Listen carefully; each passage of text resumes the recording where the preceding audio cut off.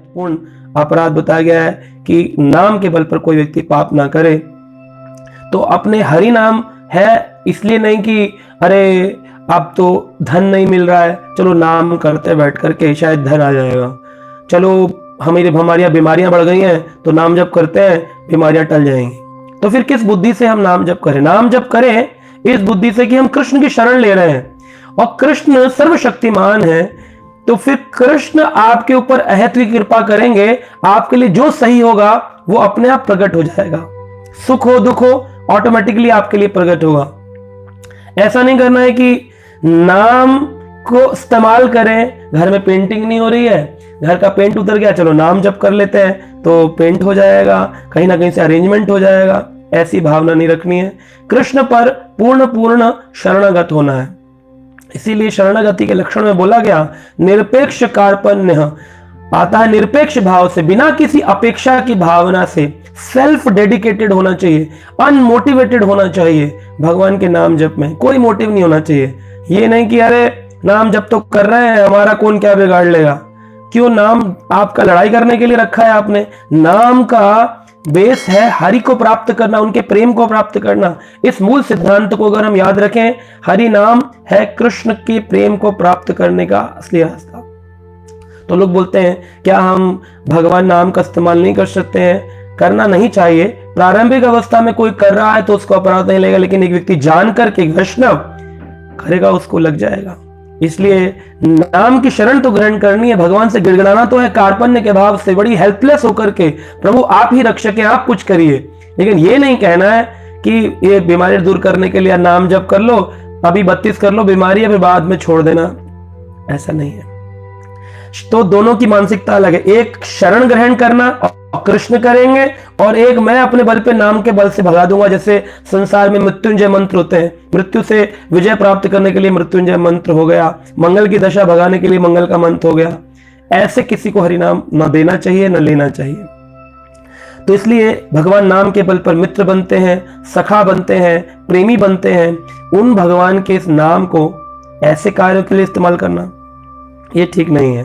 और अगर ऐसा अपराध हो रहा है या हो चुका है, आपको लगता है जिसके कारण आनंद नहीं आ रहा, रस स्वादन नहीं हो रहा है नाम जप में, तो शास्त्र कहते हैं यद्यपि प्रमादे नाम बले पाप बुद्धि, शुद्ध वैष्णवर संगे करी तार शुद्धि।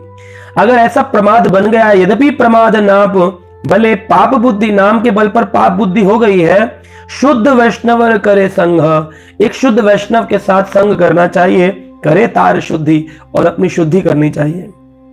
तो एक शुद्ध वैष्णव होते हैं हमारे गुरुदेव, जिनकी दीक्षा नहीं है, उनके गुरु हैं श्रील प्रभुपाद, आदि शिक्षा गुरु हमारी परंपरा में, इस्कॉन में। तो उनके द्वारा दिए गए प्रवचन, उनके द्वारा लिखी गई पुस्तकें, उनको ध्यान से पढ़ना। भागवत भक्त का और भागवत पुस्तक दोनों का संग करना बराबर ही है। भागवत भक्त जो होता है उसकी वपु संग किया जाता है, और जब हम भागवत पुस्तक पढ़ते हैं तो उनकी वाणी का संग किया जाता है, उनके प्रवचन सुनते हैं। तो दोनों ही अपने आप में पूर्ण पोटेंट हैं, पूर्ण शक्तिशाली हैं। तो अगर आप किसी शुद्ध वैष्णव को नहीं मिल पा रहे हैं तो आपको ऐसे एक शुद्ध वैष्णव का संग करना चाहिए। मतलब श्रील प्रभुपाद की पुस्तकों का, अपने गुरुदेव की पुस्तकों का, अपने गुरुदेव के प्रवचनों का, श्रील प्रभुपाद के प्रवचनों का जितना अधिक संग करेंगे तो क्या होगा, शुद्ध वैष्णव करे संग, करे तार शुद्धि, उसकी शुद्धि होगी। तुलसी महारानी का संग करना चाहिए, बहुत प्योर डिवोटी है ना। भगवान श्री कृष्ण के विग्रह के सामने बैठ करके, श्रील प्रभुपाद के सामने बैठ करके, उनके फोटोग्राफ के आगे बैठ करके चिंतन करना चाहिए। और जब भी नहीं जा रहा हो तो आपको प्रेम ध्वनि जो होती है नित्य बोलनी चाहिए, और अपने गुरुदेव का नाम स्मरण करते हुए बड़ी ही गिल्टी की भावना से, मुझसे बहुत पाप हो रहे हैं, बहुत पाप हो रहे हैं, गुरुदेव जय गुरुदेव जय गुरुदेव, ऐसे करके भगवान और गुरु का नाम पुकारना चाहिए। जितनी बार आप अपने गुरु शुद्ध भक्त को पुकारेंगे और बड़े ही वेग से पुकारेंगे तो जय ध्वनि करने से, हृदय की भावना से, तो ये वाला जो पाप है ये टल जाता है, चला जाता है।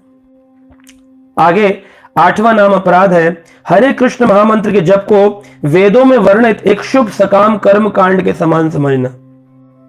अब लोग कर्म कांड के समान समझ लेते हैं नाम को, कि नाम जो है ना उसका कर्म कांड है। जैसे कि पहले हम शिव जी का मंत्र करते थे, तो अभी आजकल हम हरि कृष्ण मंत्र करते हैं, और फिर उसके बाद में हम कुछ भी करने के लिए आजाद हैं। धर्म व्रत त्याग, तो ये है ना, धर्म व्रत त्याग होना चाहिए, धर्म का पालन होना चाहिए। धर्म व्रत त्याग हुतादि सर्व शुभ क्रिया समयापि प्रमाद, ये प्रमाद कहा गया है। प्रमाद मतलब होता है पागलपन। अगर कोई व्यक्ति खाली धर्म व्रत समझ करके अपने जीवन में जाप कर रहा है, इसलिए कर रहा हूं क्योंकि मेरे गुरुदेव ने कह दिया, ना जाने वो कौन सा अशुभ घड़ी थी कि मैं इस्कॉन में आ गया और मुझे किसी व्यक्ति ने ये नाम जप दे दिया, बोला यार करो जाप करो जाप करो, तो अब मैं जाप कर रहा हूं। लेकिन है ना, ये कर्मकांड के समान है, जल्दी जल्दी कर लेता हूं। और फिर कई लोग बोलते हैं क्या हुआ, बोले बस 2 माला बची हैं, उसके बाद कहते हैं बस अभी मेरा ना, मैंने जप खत्म कर लूं उसके बाद आपसे बात करूंगा। जप खत्म कर लूं, ये शब्द ही अपने आप में अपराध है। जप को खत्म कर दूं, खत्म करना होता है मतलब मर्डर। जप को खत्म कर दूं फिर आपकी सेवा में आऊंगा। कहा जाता है जप को पूर्ण कर लूं फिर आपकी सेवा में आऊंगा। जब खत्म नहीं किया जाता है, जीवन भर के लिए खत्म हो जाएंगे। जब खत्म कर दिया, है ना, 2 माला बची है ना, ये सब कृष्ण प्रेम प्राप्ति का अंग नहीं है। लेकिन ठीक है, प्राय हम सभी ऐसा कर रहे हैं, लेकिन ये चर्चा ही इसीलिए है ताकि हम सब अपने ऊपर काम करें और अपना परिवर्तन करें, अपनी सोच में, अपने विचारों में। सारे साधन यदि पूर्ण मात्रा में करें, जैसे यज्ञ, दान, तपस्या, तीर्थ, और इनकी तुलना में हम नाम के बराबर करें, तो ये भी एक अपराध है। कई बार हम ऐसे भी कह देते हैं प्रचार के दौरान, एक नाम इतना शक्तिशाली है कि करोड़ों यज्ञ, करोड़ों दान, करोड़ों तप, करोड़ों तीर्थ के बराबर बैठता है। तो बराबर बोल देना भी अपराध है। बराबर भी नहीं है, इनकी अतुलनीय है भगवान का नाम, जिनकी तुलना ही नहीं की जा सकती है। जैसे तुलसी महारानी का नाम है तुलसी, क्योंकि तुलसी क्यों है, क्यों, वो अतुलनीय है, जिनकी तुलना किसी से भी नहीं। तुलसी, इनके तुल्य सी कोई भी नहीं है, इनके तुलसी कोई भी नहीं है। ऐसे भगवान का नाम, इनके तुल्य सी कोई भी नहीं है, इनका नाम अतुल्य है। इनके तुल्य ना तो यज्ञ है, लोग घर में गृह प्रवेश में यज्ञ करवाते हैं, घर में जो है ना वो तपस्याओं को महत्वता देते हैं, तीर्थ भ्रमण में महत्वता देते हैं, चलो 4 धाम कर ले, है ना। कई बार हम देखते हैं भक्त लोग भी तीर्थ गमन को बहुत, तीर्थ जाने को भी बहुत ज्यादा इंपॉर्टेंस देते हैं। लेकिन तीर्थ जाना मना नहीं कर रहे हैं, हम उसके विरोधी नहीं है, लेकिन तीर्थ जाना इसलिए कि वहां साधु संग करेंगे, भक्तों का संग करेंगे, कथा श्रवण करेंगे, थोड़ा एक अलग एटमॉस्फेयर में रहेंगे, वो एक अलग बात है। लेकिन एक 4 धाम यात्रा करने जाना कि बस एक नियम पूरा करना है, मनुष्य शरीर मिला है तो एक बार जरा गंगा सागर हुआए, एक बार चलो जरा तीर्थ घुमाए, सारे तीर्थ बार बार, गंगा सागर एक बार तो जाना ही चाहिए। ये सारी बुद्धि रखना, हाथ में माला लेकर के, ये नाम अपराध है। सारा वैकुंठ, श्रील प्रभुपाद कहते हैं गोलोक वृंदावन धाम हमारी इस जपमाला के अंदर ही है, बीड बैग के अंदर ही है। ये गोलोक वृंदावन गले में टांग के हम घूम रहे हैं और बोल रहे हैं गोलोक वृंदावन कब मिलेगा, कहां मिलेगा धाम। ऐसी बुद्धि रखना। और अगर कोई व्यक्ति तीर्थ यात्रा में भ्रमण करता रहे लेकिन वो नाम जप ना करे, तो मतलब उसका कोई यूज ही नहीं हुआ। आदमी कहे कि यार हम तीर्थ में गए थे, इतना थक गए कि जप का समय नहीं मिला वहां पे, तो ये बुद्धि बेकार है। वो तो फिर गोखरा, गाय और गधे के समान है, जो कुंडों में स्नान करते हैं और वैसे के वैसे वापिस आ जाते हैं बिना भगवान का जाप किए। बिना जाप किए, बिना कीर्तन किए तो इस कलयुग में हमको कुछ भी मिलने वाला नहीं है। हमारे मंदिर में जितनी आरती होती है, उन आरती में 40% कोई भी आरती गाई जाएगी, गुरु अष्टक, संध्या आरती, गौरा आरती गाई जाएंगी, पर उसका 60% समय श्रील प्रभुपाद कहते हैं हरि नाम कीर्तन करना चाहिए। हरि नाम की तुलना किसी भी संसारिक कार्य से, किसी भी कर्म कांड से नहीं की जा सकती। कि अगर मैं ना, एक बार मेरा मन है कि मैं वहां मंदिर में दर्शन करके आऊं, चाहे भले ही मेरा नाम जब डिस्टर्ब हो जाए, कोई दिक्कत नहीं। नाम जप के प्रति बड़ा सचेत रहना चाहिए। यदि आप एक बिजली का बल्ब लें और सूर्य को साथ साथ रखें तो उनका कोई कंपैरिजन नहीं है। कल भी हमने बताया था जुगनू और सूर्य का कंपैरिजन, दिए और सूर्य का कंपैरिजन वैसे ही है। बिजली के बल्ब जला दिए और सूरज निकल आएगा तो उस बिजली के बल्ब की कोई इंपॉर्टेंस नहीं है। रोड पे भी देखते हैं स्ट्रीट लाइट्स जली होती हैं और वो रात को बड़ा उजाला करती हैं। सिटी जो है वो एकदम ऐसा लगता है कि रात में ही दिन बन गया है। लेकिन वही उजाले वाले बल्ब जब सुबह दिन निकल आता है, सूरज निकल आता है, उनकी कोई वैल्यू नहीं रह जाती है।